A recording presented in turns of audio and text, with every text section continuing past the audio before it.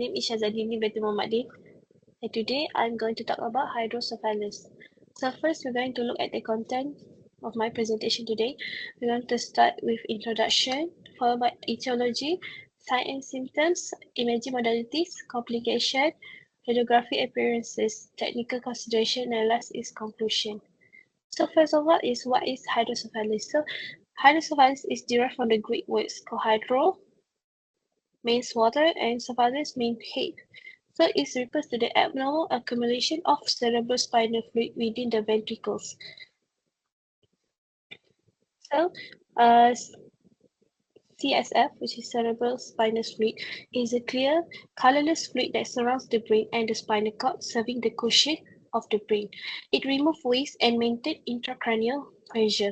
So when this fluid accumulates in excess, it can lead to increased intracranial pressure, causing a range of neurological symptoms and potential damage to the brain tissue. So many of you guys will see hydrocephalus is affecting young children or infants, but it's actually effect in adult people also,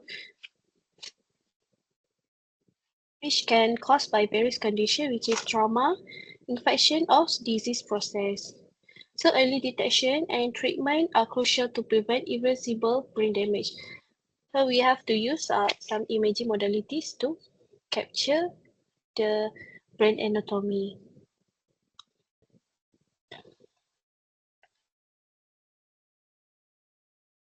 So this is, as you can see here, a normal brain, the normal size of ventricle, but this is ventricle that filled with extra fluid. So that's why if pressure the surrounding brain tissue, which can make the head appear larger. So next, we're going to look at the etiology of hydrocephalus. So hydrocephalus can be caused by two reasons, which is genetic hydrocephalus, which is congenital, and acquired hydrocephalus. So genetic that happened before baby was born, which means in the development fetal. But acquired hydrocephalus that happened later in their life, that develop after their birth. So for genetic hydrocephalus, it can causes by sabar jap aku rasa aku tersalah.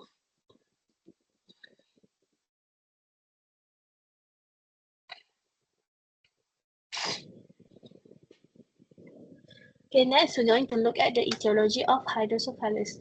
So hydrocephalus can be caused by two reasons, which is genetic hydrocephalus and acquired hydrocephalus. Genetic, which means that it presents before the birth, which means in the fetal development. But for acquired hydrocephalus, it appears after the children were born. So for genetic hydrocephalus, it can cause by the aqueductus stenosis, Daddy-Walker malformation, holoprosencephaly, neutral tube defect, which is spina bifida, and intraventricular cysts or masses.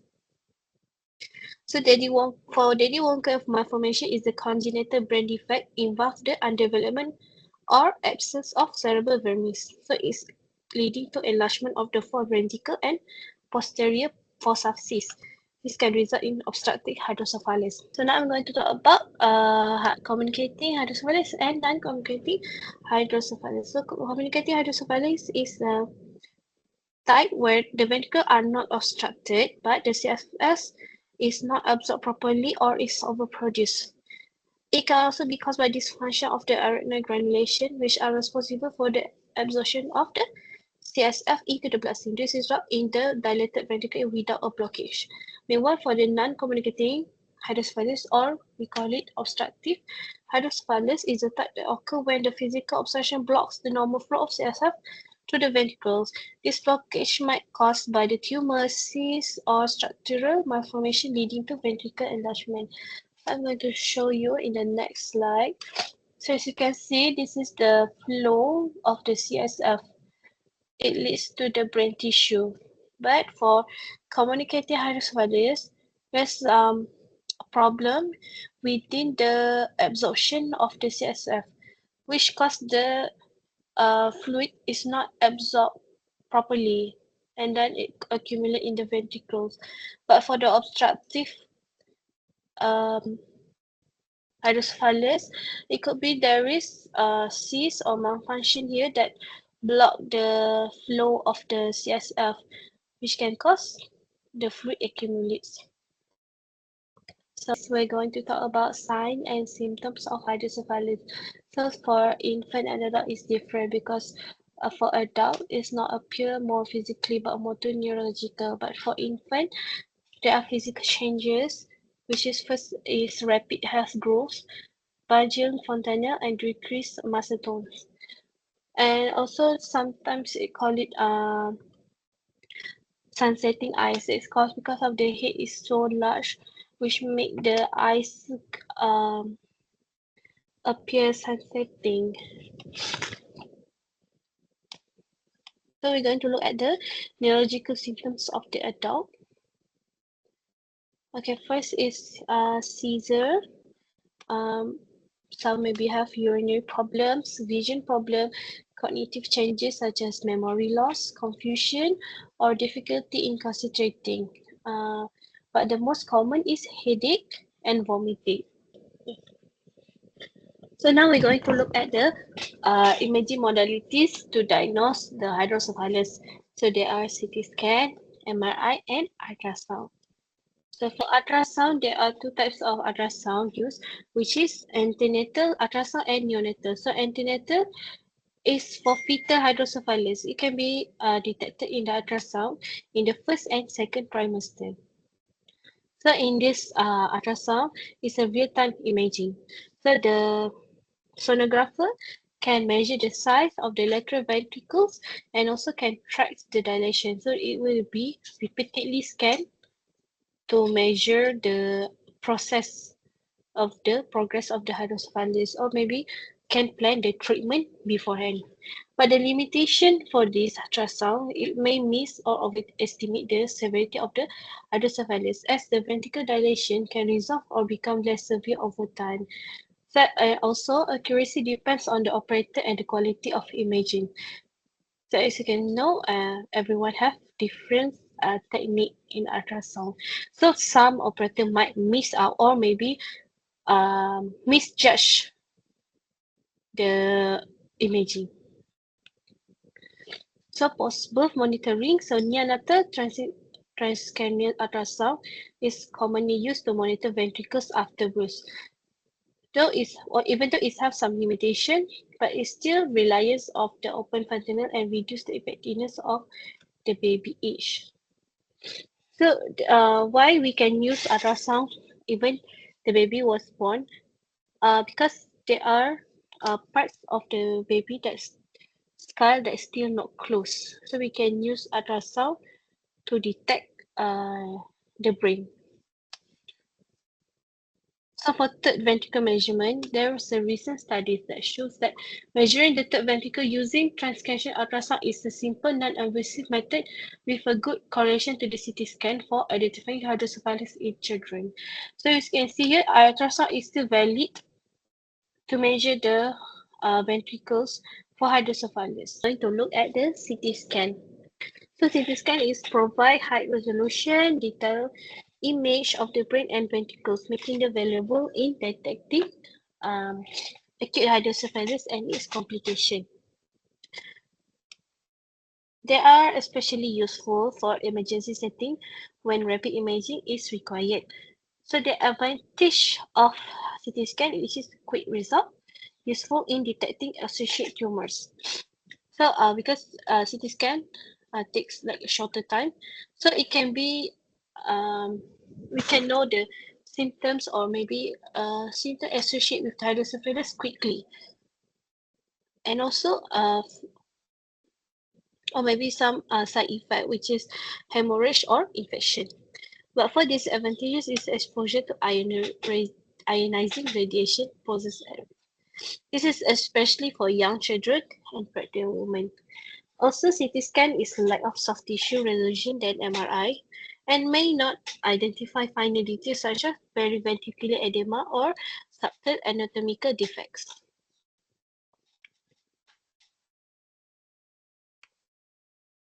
So next is the MRI. So the key features of MRI is we can detect ventricle dilation. So MRI commonly shows enlargement of the temporal horns and the third ventricle due to the increased CSF volume. And also for sign, MRI or CSF flow is help visualize the irregular flow patterns or blockage in the ventricle system through the transventricular flow. So the advantage of MRI is provide detailed image to differentiate between type of hydrocephalus. For example, atrophic versus normal pressure hydrocephalus. So, and also we can monitor the effectiveness of treatment like shunting. So, treatment like ventricle shunting, I'm going to show you guys later on. And also, it's a no radiation exposure. So we can, you normally for young infant or people who have hydrocephalus, they tend to have to measure the ventricle like multiple times because we need to follow up with their ventricle size. So MRI is the best because we don't want to repeat the radiation exposure to the patient.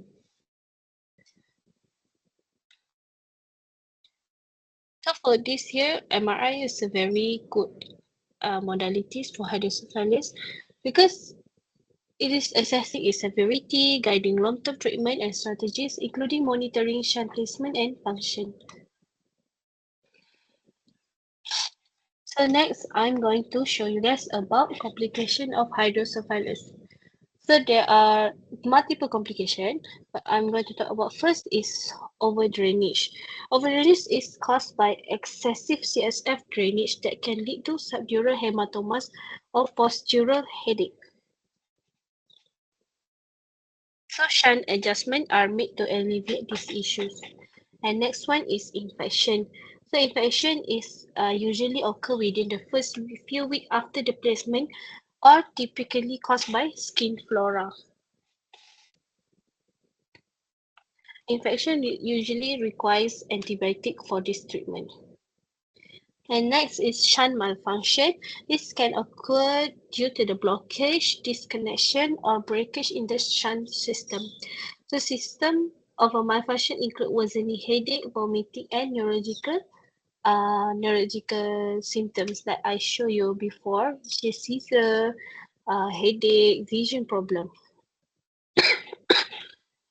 And other complications such as seizures, mechanical function, abdominal issues, irregular heartbeats, and emboli in the ventricular arterial shunt. Okay, now I'm going to continue my presentation about technical considerations. So first about ultrasound. So the earliest detection ultrasound can be management in the fetus, which is antenatal ultrasound. So it can be performed as early as first trimester, which is 11 to 13 weeks. But for a clearer detailed image, it can be done on the second trimester between 18 to 24 weeks as the brain development is fully developed at the time. But for neonatal translation ultrasound, as I said earlier, is when the skull is not fully developed. So there's an open fontanelle in the infant head. So that's where we put the ultrasound probe to measure the ventricle. So it's usually closed around 18 months of age. So within the first 2 months of the birth, the the lateral ventricle dilated more than 15 millimeter. When the substantial ventricle dilation is seen, fetal hydrocephalus is frequently used to describe an extension to the fetal ventromegaly. So during this scan, it is important to ensure the infant is comfortable and the head is not rotated. This is to reduce, also we need to reduce the movement of the baby. So parents also can feed the baby with milk if required. And the ultrasound probe are placed at the open fontanelle and using method of anterior to posterior sweeping to avoid the ventricles. The measurement of the lateral ventricle is taken for both sides, and the correct plane is crucial for diagnosis accuracy.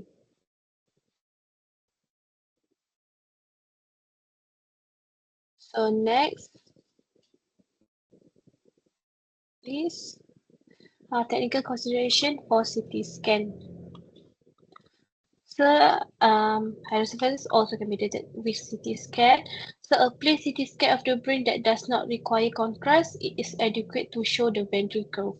So, as long as we can see there's enlargement in the ventricle is enough. But contrast media is also necessary in certain cases, which typically that involve second type, which is if the hydrocephalus caused by tumor or cyst. So, that's where we need to see the cyst. Also, we use contrast media. So, a certain patient may need certain modification technique due to positional restriction. However, because of the modality affects the image, some children may require anesthesia for the CT scan. So now I'm going to talk about technical consideration of MRI. So besides that MRI is taking a long time and the patient that cannot cooperate such as young infants or young children. So we need to use anesthesia for the case. But the most important technical consideration for MRI is the imaging protocol. So we need to measure enlarged temporal horns and dilated choroidal fissures. We need to monitor the head growth, melipontine distance, which is essential in the T2 sequence. So with this expansion of the frontal horn, lateral ventricles, and further coronal diagnosis, also need in the coronal side, coronal T2 weighted MRI.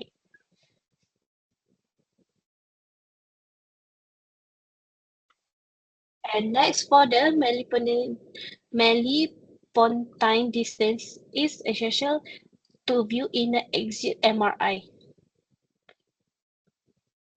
But for flash sequence is to identify periventricular edema that resulting from the elevated intraventricular pressure, which is not that is not seen in the T2 weighted image. So flash sequence is very important. And then next, I'm going to talk about the sign MRI. So sign MRI improve the diagnostic precision because it can visualize the abnormal CSF fluid flow. This is a real-time imaging, which we can include the hyperdynamic flow in the saline aqueduct or the post-operative alteration. Um, It's also quantify the CSF flow, velocity, and also volume to facilitating the assessment of disorder such as arytenosis or tonsillar herniation in the Chiari 1 malformation. And next, this is the most common treatment for hydrocephalus, which called ventricle shunt. So with this treatment, or we call it ventriculoperitoneal shunt. This is the most common because this is the device that drain the excess CSF from the ventricles into the peritoneal cavity. This is where they put a catheter surgically and in the brain ventricles and above that regulate the flow of CSF. So usually the catheter will end in the peritoneal or maybe the stomach. So as you can see here, the pressure is reducing. Okay. Next is the radiographic appearances. So first is the antenatal ultrasound. So this image shows a fetal head with the dilated right and left ventricle measured to 33.4 millimeter and 30.3 millimeter respectively. So this is the left ventricle, this is the right ventricle. So this is show the abnormal size of the ventricle. So next is neonatal ultrasound, which is when the baby is already born. So show the dilated ventricle. So this is the right ventricle. Sorry. And this is the left ventricle. And this is for CT scan. So as you can see, this is very large lateral ventricles and also the thinning of cortical mantle. And last for MRI, so this is the image of the axial flare. So you can see the enlargement of the lateral ventricles here. And the arrow is the minimal periventricular hyperintense ring. So this is an obstructive hydrocephalus. And next for this image is also axial flare MRI. So this is a show of ventriculomegaly. And then next is the sagittal T1 MRI image with the same patient. It shows the low signal or the flow void within the cerebral aqueduct. Okay. So the conclusion for this hydrocephalus, MRI is the best tool for diagnosing and treating hydrocephalus. It offers the detailed brain image without radiation, which is safe for children and pregnant women. And it also help with treatment progress. Even though it is more expensive and more time consuming than CT and ultrasound, but we cannot deny the accuracy and the ability to avoid unnecessary tests. For example, if patient do CT scan first, maybe we detect some underlying diagnosis such as cyst. So we have to see more in the MRI. So just do the MRI and itself more cost. That's all from me. Do you have any question? I have a question. Can this examination be done repeatedly? Yes, this examination can be done repeatedly. In fact, hydrocephalus is not resolved by one-time treatment. So as I said earlier, for ventricle shunt, it does not resolve the hydrocephalus completely. So maybe the patient need to follow up with the doctor multiple times. So if they need to do the examination multiple times, it's best to use MRI because we can track the best um, ventricle size. If they do CT, that cause a lot of radiation, it is not as best as MRI for the detailed image. And for ultrasound, it is actually not really accurate, especially if the patient is already grown up. Okay, so are you okay? Do you understand? Yes, thank you. Alright, that's all for me. Thank you.